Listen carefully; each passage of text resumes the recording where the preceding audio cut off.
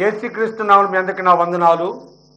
ఈ దిన వాక్య ధ్యానిమిత్తము అపోస్తుల కార్యములు 2వ అధ్యాయము 4వ వచనం చదువుకుందాం. అందరూ పరిశుద్ధాత్మతో నిండిన వారై ఆ ఆత్మ వారికి వాక్శక్తిని అనుగ్రహించిన కొలది అన్య భాషలతో మాట్లాడసాగిరి. దేవునికి స్తోత్రం. హల్లెలూయా, హల్లెలూయా, హల్లెలూయా. క్రీస్తునందు ప్రియులైన సహోదరి సహోదరులారా, మన శాంతి టీవీలో ప్రసారమవుతున్నటువంటి ఆయన హెచ్చవలసి ఉన్నది, హీ మస్ట్ ఇంక్రీజ్ అనేటువంటి అనుదిన ఆత్మీయ వాక్య వ్యాఖ్యాన కార్యక్రమానికి మిమ్మల్ని మీ కుటుంబ సభ్యుల్ని, మీ బంధుమిత్రాదులందరినీ ప్రేమపూర్వకంగా ఆహ్వానిస్తున్నాం. ఇది మంచి సమయం. ఇది యెహోవా ఏర్పాటు చేసినట్టు దినం. ఏదైనా మనం దేవుని వాక్యం ధ్యానించుకోవాలి, చక్కగా దేవుని వాక్యంలోంచి విషయాలు అర్థం చేసుకోవాలి, అర్థం చేసుకుని వాటిని అన్వయించుకోవాలి. తద్వారా మనం ఆశీర్వదించబడాలి. ఆలకించిన రోజే అన్వయించుకున్నప్పుడు ఆశీర్వాదాలు వచ్చే అవకాశం ఉంది. ఇప్పుడు ఆలకించి అన్వయించుకోవడం ఎంతసేపటికి జరిగినా, అన్వయించుకోవడమే అసలు జరగకపోతే ఆశీర్వాదం రాదు. అనగా ఆలకించడానికి, ఆశీర్వదించబడ్డానికి మధ్యలో అన్వయించుకోవడం అనేటువంటి ఒక వంతెన ఉంది. ఈ అన్వయించుకోవడం అనేటువంటి వంతెనే లేకపోతే ఆశీర్వాదాలని మనం చేరుకునే అవకాశం లేదు, ఆశీర్వాదం మన దగ్గరికి వచ్చే అవకాశం లేదు. కాబట్టి ఆలకించండి. ఎక్కడ, ఎవరు, ఎప్పుడు, ఏ ఛానల్లో చెప్పినా కానీ, ఏ ప్రోగ్రాంలో చెప్పినా కానీ ఆలకించండి, వినండి, జాగ్రత్తగా వినండి. ఆలకించండి, నా ఆత్మను మీ మీద కుమ్మరిస్తానని సామెతల గ్రంథం 1వ అధ్యాయంలో చెప్పబడిన మాట మనకు తెలిసిన మాటే. ఆలకించాలి. ఆలకించిన దాన్ని మనము అన్వయించుకోవాలి. అన్వయించుకోవడం ద్వారా మనం ఆశీర్వదించబడతాం. వినడం ద్వారా మాత్రమే కాదు, విని గైకొనువాడు ధన్యుడు అని దేవుని వాక్యంలో రాయబడింది. కాబట్టి మీరందరూ ఆశీర్వదించబడ్డారు, ఇంకనూ ఆశీర్వదించబడబోతున్నారు. మీరెవరు ఆశీర్వదించబడిన వాళ్ళు కాదు, మీరందరూ శపించబడిన వాళ్ళే నేను అనలేదు. మీరు ఆశీర్వదించబడిన వాళ్ళు.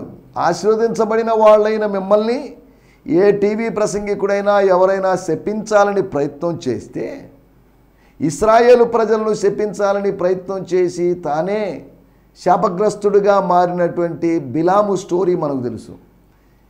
ఆధునిక బిలాములు మిమ్మల్ని శపించడానికి, లేకపోతే అపోస్తుల బోధ పేరుతోనో, లేకపోతే మాది కఠినమైన బోధ అనేది పేరుతోనో, ఇది మాది స్ట్రిక్ట్గా ఉంటాయి మా రూల్స్ అండ్ రెగ్యులేషన్స్ అనే పేరుతో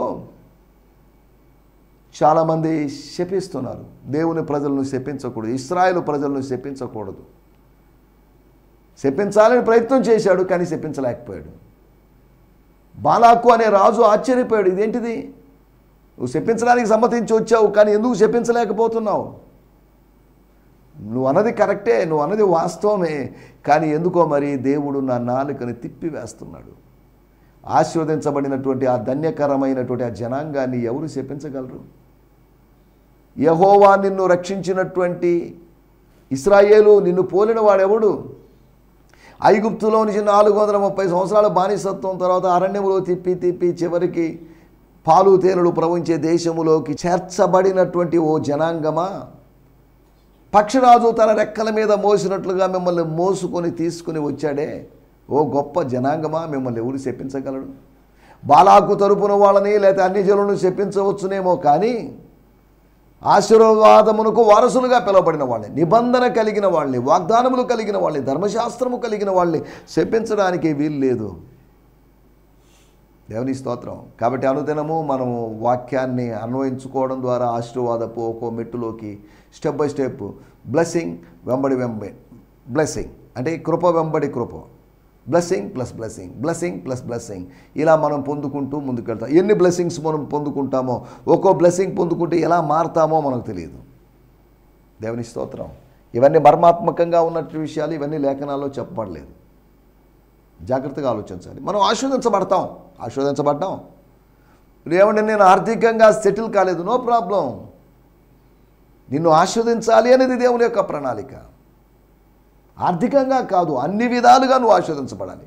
ఎఫెసీ పత్రిక 1వ అధ్యాయం 3వ వచనం ప్రకారం God want to bless you spiritually. Spiritual blessings మర్చిపోయారు. భౌతిక ఆశీర్వాదాల కన్నా, ఆర్థిక ఆశీర్వాదాల కన్నా ఆత్మీయ ఆశీర్వాదాలు అద్భుతమైనవి. ఎన్నో వేల విస్తారమైనటువంటి ఆర్థికపరమైన ఆశీర్వాదాలు ఉండి ఆత్మీయ ఆశీర్వాదాలు లేకపోతే ఆత్మీయ జీవితం అంతా ముందుకు సాగలేదు. ఆ ఆత్మీయ జీవితపు ఎగురుదల అంటే ఎగరడం అనేది సరిగా ఉండకపోవచ్చు. దేవుని స్తోత్రం, హల్లెలూయా. నిన్న మనం ఆలోచించిన విషయాలు స్వార్థముతో కూడుకున్నటువంటి, స్వచిత్తముతో కూడుకున్నటువంటి ప్రార్థన. మాకు కనబరచుము అని అడిగారు. ఏం కనబరచాలి? ఒక చీటిని కనబరచు, ఒక వ్యక్తిని కనబరచు. చూసారా? మమ్మను ఏర్పరచుకున్న నిన్ను, మా 11 మందిని, యూదా తప్పిపోయాడు పక్కన పెట్టేసేయండి, మా 11 మందిని ఏర్పరచుకున్న నిన్ను మళ్ళీ మేము చూడాలనుకుంటాం, మరలా కనబరచుము అని అడిగినా బాగుండేది. కానీ మేము నిలబెట్టిన వాళ్ళలో ఇద్దరిలో ఎవరో ఒకరిని చూపించాల్సిందే. చీటి రూపంలో ఆయన చూపించినట్లుగా వాళ్ళు భావించి తృప్తులయ్యారు. రెండోది 11 సంఖ్య ఓకే, ఈ 12వ అపోస్తులని వాళ్ళు నింపాలని, గ్యాప్ ఫిల్ చేయాలని ఆలోచించారు. ఈ 12 అనే ఆలోచన మీకు ఎక్కడి నుంచి వచ్చింది? పాత నిబంధన కాలములోని ఆ 12 నీతి ఓటలు, 70 ఈత చెట్లు, అయితే 12 అనడానికి మీరు అలవాటు పడ్డారు. అనగా ఏదో సాంప్రదాయాన్ని కొనసాగించాలని చూస్తున్నారు. కానీ ఆ సాంప్రదాయం వెనుకాల వెళ్తే మనం స్వచిత్తాన్ని నెరవేర్చినట్లే కానీ స్వర్గపు చిత్తాన్ని నెరవేర్చినట్లు కాదు. Not my will but your will. నా చిత్తము కాదు, నీ చిత్తమే. నేను కాదు, క్రీస్తే అని గలతీ పత్రిక 2:20లో చెప్పినట్లుగా, నాట్ ఐ బట్ క్రైస్ట్. మనం కాదండి, మనము కాదు అంటే మన చిత్తం కాదు అని అర్థం. నేను కాదు, క్రీస్తే అంటున్నాము, క్రీస్తు మాత్రమే. సోలా క్రిస్టస్ అంటున్నామంటే, సోలా క్రిస్టస్ అనేది లాటిన్ మాట. దాని అర్థం ఏంటంటే క్రీస్తు మాత్రమే, క్రీస్తు మాత్రమే చాలు. Christ is sufficient, the sufficiency of Christ అని అర్థం. క్రీస్తుతో సరిపోల్చదగిన లేకపోతే సరిపోదగినటువంటి స్థితి అది. చాలండి, యేసు ఉండగా నాకేది అక్కర్లేదు. ఆసాపు భక్తుడు చెప్పినట్లుగా, నీవు నాకుండగా, యెహోవా దేవుడు నాకుండగా నాకు ఏది అక్కర్లేదు. ఆయన ఉంటే అన్నీ ఉన్నట్టేగా.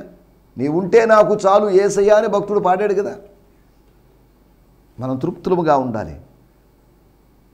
16వ శతాబ్దంలో వచ్చినటువంటి సంస్కరణలో భాగంగా 5 మాత్రమేలు, 5 సోలాస్ వచ్చాయి. ఒకటి సోలా క్రిస్టస్ అనగా క్రీస్తు మాత్రమే. రెండోది సోలా స్క్రిప్చర్ అనగా వాక్యం మాత్రమే. సోలా గ్రేషియా అనగా కృప మాత్రమే. దేవుని స్తోత్రం. చూసారా? సోలా ఫైడ్ అనగా విశ్వాసం మాత్రమే. ఐదవది సోలా డియో గ్లోరియా అంటే దేవునికి మహిమ మాత్రమే. చూడండి, 5 విషయాలు: కృప మాత్రమే, లేఖనాలు మాత్రమే, క్రీస్తు మాత్రమే, విశ్వాసం మాత్రమే, దేవునికి మహిమ మాత్రమే. ఆ సంస్కరణలో భాగంగా వాళ్ళు ఈ 5 సోలాస్, 5 మాత్రమే అనేటువంటి నినాదాలని తీసుకొచ్చారు. సంస్కరణ నినాదాలు ఇవి. దేవుని స్తోత్రం. వీటిని గురించి నేను ఎక్కువ చెప్పదలుచుకోలేదు. వీటిని గురించి మీరు 5 సోలాస్ అని చెప్పేసి మీరు కొడితేనా గూగుల్ సెర్చ్లో మీకు దానికి తగినటువంటి ఆన్సర్స్, నేను చెప్పిన విషయాలు మీకు దొరుకుతాయి. దేవుని స్తోత్రం, హల్లెలూయా. రెండోది సాంప్రదాయంతో కూడుకున్నటువంటి ఒక ప్రార్థన. సాంప్రదాయాలు, యూదులకు సాంప్రదాయాలు ఎక్కువ, ప్రతి మతానికి సాంప్రదాయాలు ఎక్కువ. క్రీస్తులో ఉన్నవాడు సాంప్రదాయాలను దాటుకుని వచ్చేసాడు, వాడికి సాంప్రదాయాలతో పనేం లేదు. వ్యర్థమైన పారంపర్యాచారము, వ్యర్థమైన ఆచారం అని కాదు, వ్యర్థమైనటువంటి పారంపర్యాచారం అంటే పరంపరగా, తరం వెంబడి తరం, స్టెప్ బై స్టెప్. ఇది మా తాత దీన్ని నమ్మాడండి, మా తాత వాళ్ళ నాన్న దీన్ని నమ్మాడు, మా తాత వాళ్ళ తాత దీన్ని నమ్మాడు, ఇంకా అలా జనరేషన్స్ తరబడి వస్తుందని. ఇది పరంపర అనగా ఒక ఆర్డర్లో వస్తూ ఉండడం. ఒక మనిషిని దాటుకొని మరొక మనిషిని, ఒక తరాన్ని దాటుకొని, ఒక శతాబ్దిని దాటుకొని మరొక శతాబ్దిని రావడం. దీనివల్ల దేవుని వాక్యం నిరర్ధకం చేయబడుతుందని దేవుని వాక్యంలో యేసు ప్రభువే చెప్పాడు. మూడో విషయము, వారికి ఎటువంటి గ్రీన్ సిగ్నల్ రాలేదు. పలాని వ్యక్తి అని. వాళ్ళు చీటీ వేసుకొని చీటీ తీసుకొని 2 చీట్లు వేస్తే ఒకరి మీద ఖచ్చితంగా పేరు వస్తుంది. అపోస్తల కార్యములు 4వ అధ్యాయంలోని ప్రార్థనలో మనం గమనిస్తే వాళ్ళు ప్రార్థించారు, నాథా అని వాళ్ళు మొరపెట్టారు. ప్రభువా అని వాళ్ళు మొరపెట్టారు. మొరపెట్టినప్పుడు రిజల్ట్ వచ్చింది. ఏ రిజల్ట్ వచ్చింది? ఆ ప్రదేశము షేక్ అయింది. ఏదో కదలిక. 9 రోజులు వాళ్ళు ప్రార్థనలో గడిపినప్పుడు రాని కదలిక, శ్రమను బట్టి ఇశ్రాయేలు యొక్క లేకపోతే యూదా మత పెద్దలను కూడా ఎదిరించి వాళ్ళు చెప్పిన మాటకి ఏమాత్రం లొంగడానికి ఇష్టపడక వాళ్ళు ఇంకనూ ఎక్కువ సువార్త సేవ చేయాలని ప్రార్థన చేసి మాకు ధైర్యాన్ని అనుగ్రహించమని అడిగినప్పుడు నీ ధైర్యాన్ని కనబరచుమని కాదు, మాకు ధైర్యాన్ని అనుగ్రహించమని అడిగారు. మాలో ధైర్యశాలుడు ఎవరో కనబరచుమని అడగలేదు. నువ్వు ఏర్పరచుకున్న వాడిని కనబరుచుకొని వాళ్ళు అడిగినట్టు మాలో ధైర్యశాలుల్ని మాకు అనుగ్రహించండి, మాలో ధైర్యాన్ని నూరిపోయింది, మాలో ధైర్యం ఎంతమందికి వచ్చింది అని చూపించండి అని వాళ్ళు అడగలేదు. దేవుని స్తోత్రం. వాళ్ళకి ఒక గ్రీన్ సిగ్నల్, పరలోకం దగ్గర నుంచేటువంటి సిగ్నల్ సూచన రాలేదు. 4వ విషయము, వాళ్ళు ఈ ప్రార్థన చేస్తున్నప్పుడు వాళ్ళు అడ్డగించబడలేదు. They were not restricted. అపోస్తల కార్యములు 16వ అధ్యాయంలో వాళ్ళు రెస్ట్రిక్ట్ అయ్యారు. హలో వద్దు, అటు వెళ్ళొద్దు, ఆసియా వెళ్ళొద్దు, ఏషియా మైనర్ వెళ్ళొద్దు, అక్కడికి వెళ్ళాల్సిన అవసరం ఏంది, వెళుదురులేండి, వెళ్ళాల్సిన టైంలో వెళుదురులేండి, ఇప్పుడు కాదు అని పరిశుద్ధాత్మదేవుడు వాళ్ళని కొద్దిగా కంట్రోల్ చేశాడు. ఇంత దూకుడుగా వెళ్తున్నారు, వేగంగా వెళ్తున్నారు, వద్దు, స్లో డౌన్ అన్నట్టుగా పరిశుద్ధాత్మదేవుడు మనల్ని నియంత్రిస్తాడు. నీ భౌతిక జీవితంలో దుడుకుతనం కావచ్చు, దాన్ని కొద్దిగా నీ మాటల్లో దుడుకుతనం కావచ్చు, నీ ఆలోచనలో లేకపోతే ఇంకేదైనా దుడుకుతనం కావచ్చు, దాన్ని కొద్దిగా కంట్రోల్ చేసి మన కంట్రోల్ కావాల్సిన అవసరం ఉంది. మనల్ని మనం నియంత్రించుకోవాల్సినటువంటి అవసరం ఉంది. దేవుని స్తోత్రం. హల్లెలూయా. కానీ వీటి గురించి మనం ఆలోచించాం. వారు సరిగ్గా ప్రార్థన చేయలేదని, వారు సాంప్రదాయానికి తగిన విధంగా ప్రార్థించారని, సమ్మతం వాళ్ళకి తెలపబడలేదని, వాళ్ళు దేవుని యొక్క శక్తి ద్వారా అడ్డగించబడలేదని మనం నిన్నటి ఎపిసోడ్లో మనం మాట్లాడుకున్నాం. రైట్. దేవుని స్తోత్రం. రండి మనం ఈ సమయంలో దేవుని మాటలు విందాం. మన ధ్యానం నిమిత్తమై అపోస్తుల కార్యములు 2వ అధ్యాయము. స్తోత్రం. హల్లెలూయా. 4వ వచనము. ఇప్పటి వరకు మనము అపోస్తుల కార్యములు 1వ అధ్యాయంలో వచ్చి 26 సందేశాలు అయిపోయినాయి. ఇక ఈ రోజు నుంచి మనం 2వ అధ్యాయం స్టార్ట్ చేస్తున్నాం. 2వ అధ్యాయం 4వ వచనం. అందరూ పరిశుద్ధాత్మతో నిండిన వారై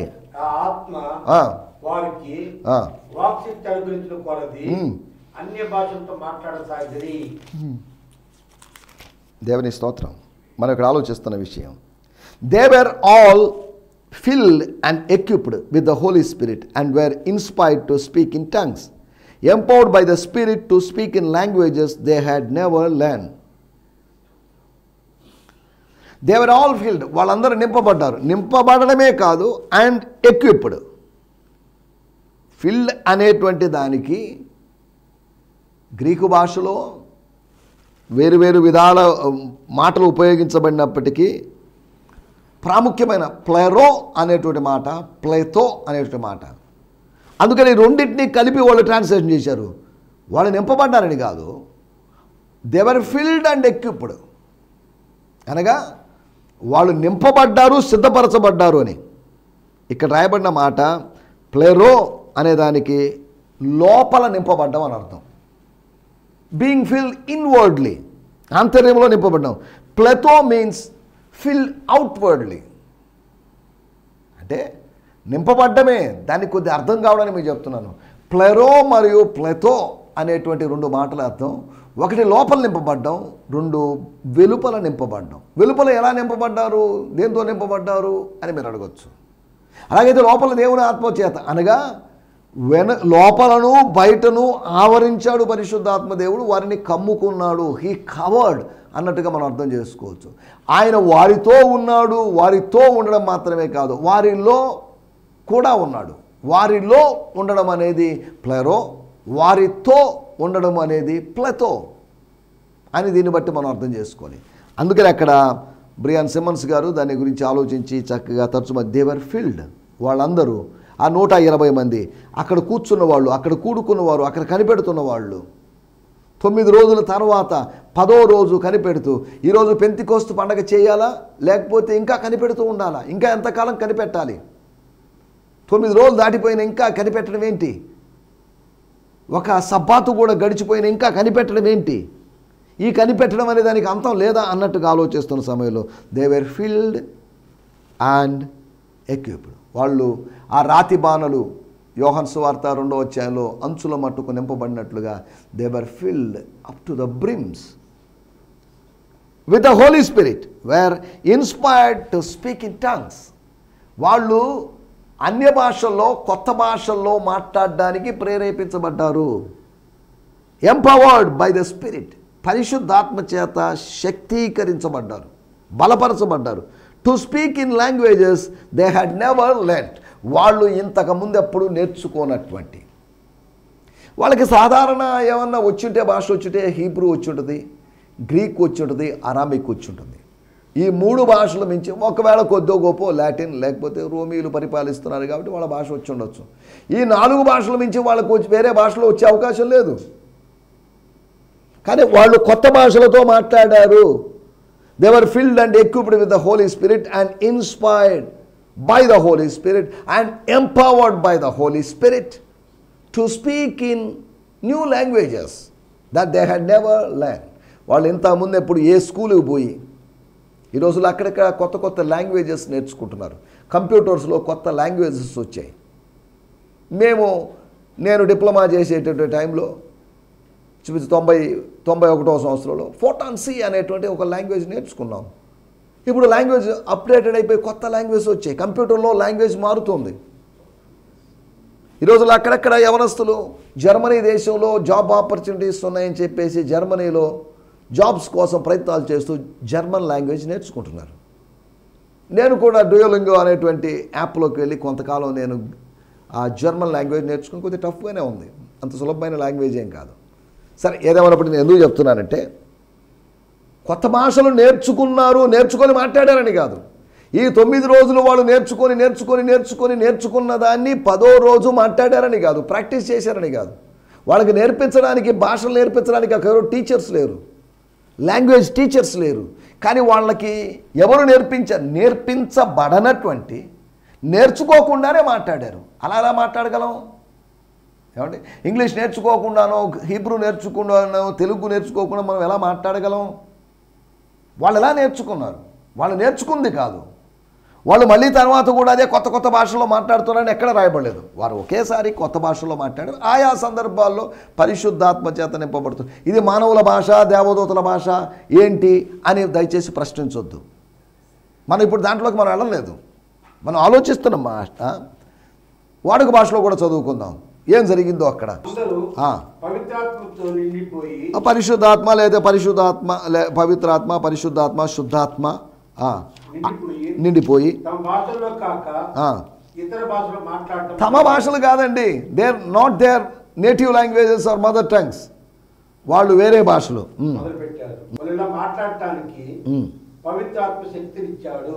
దేవుని స్తోత్రం, హల్లెలూయా. ఫాదర్స్ లైఫ్ న్యూ టెస్టమెంట్లోంచి 2వ అధ్యాయం 4వ వచనం చదువుతాం. And they were all filled with Holy Spirit and began to speak with other languages as the Spirit give them words. ఆత్మ, పరిశుద్ధాత్మ వారికి వాక్శక్తిని అనుగ్రహించిన కొలది వాళ్ళు వేరే భాషలు మాట్లాడారు, వాళ్ళు వేరే భాషలు మాట్లాడడం ఆరంభించారు అనే మాట మనం చూస్తున్నాం. As the spirit gave words. పరిశుద్ధాత్ముడు శక్తినిచ్చిన కొలది అని కాదు, పరిశుద్ధాత్ముడు పదాలను లేకపోతే మాటలను ఇచ్చిన కొలది వాళ్ళు మాట్లాడారు. ఇదిగో 1000 మాటలు, 2000 మాటలు, 10,000 మాటలు నేను అంత మించి ఇవ్వదలుచుకోలేదు అని అనుకుంటే అక్కడి వరకు మాట్లాడేసి ఆపేసేవాళ్ళు.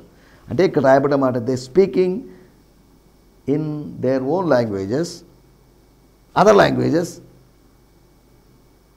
As the Spirit give them the words. వాళ్ళకి వాక్శక్తిని అనుగ్రహించిన కొలది అనేదానికన్నా వాక్కులు అనుగ్రహించబడిన కొలది, అనగా వాక్శక్తి లేదా వాక్కులు అనుగ్రహించబడిన కొలది కొత్త భాషలతో మాట్లాడారు. భాషలో పెద్ద ప్రసంగం చేశారని కాదు, పేతురు చేసిన ప్రసంగం వాళ్ళు అందరూ అన్ని భాషలో మాట్లాడారని కాదు.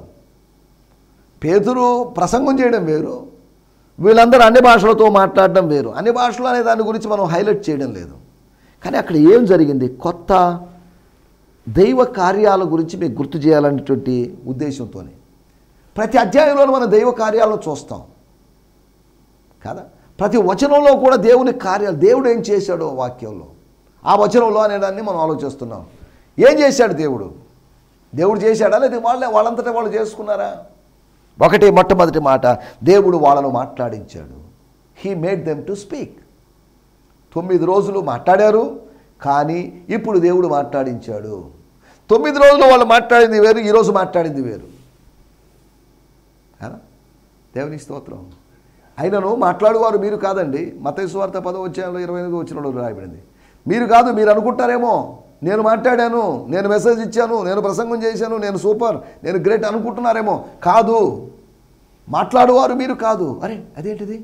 నా నోరు కదా, నా నాలుగు కదా. అవును, నీ మైండ్ కదా. అవును, నీ మైండే. కానీ మాట్లాడువారు మీరు కాదు. నా తండ్రి ఆత్మ మీలో ఉండి మీతో మాట్లాడిస్తుంది. మీరే మాట్లాడితే మీకు అతిశయించి నేను ఎంత జ్ఞానం కలిగినోడిని అని అతిశయించే అవకాశం ఉంది. కానీ దేవుడు మీ ద్వారా మాట్లాడాడు, దేవుడు మీతో మాట్లాడించాడంటే అక్కడ అతిశయించడానికి అవకాశం లేదు. నేనేదో పరిశుద్ధుని, ప్రార్థనాపరుని, భక్తుడిని కాబట్టి దేవుడు నా చేత మాట్లాడించాడు అని సమర్థించుకోవడం లేదా చెప్పుకోవాల్సిన అవసరం కూడా లేదు. దేవుడు గాడిదకు వాక్కునిచ్చిన దేవుడు. తన పోలిక, తన స్వరూపం చొప్పున సూచించబడిన మానవునికి కూడా వాక్కునిచ్చాడు. ఇక్కడ వాక్కునిచ్చాడు తన ప్రజలకి. 120 మందికి వాక్కునిచ్చాడు. అందుకనే భక్తుడు బాతాడు, వాక్కు ఇచ్చిన దేవుని పాడి కొనియాడు. వాక్కు ఇచ్చాడు దేవుడు. దేవుని స్తోత్రం.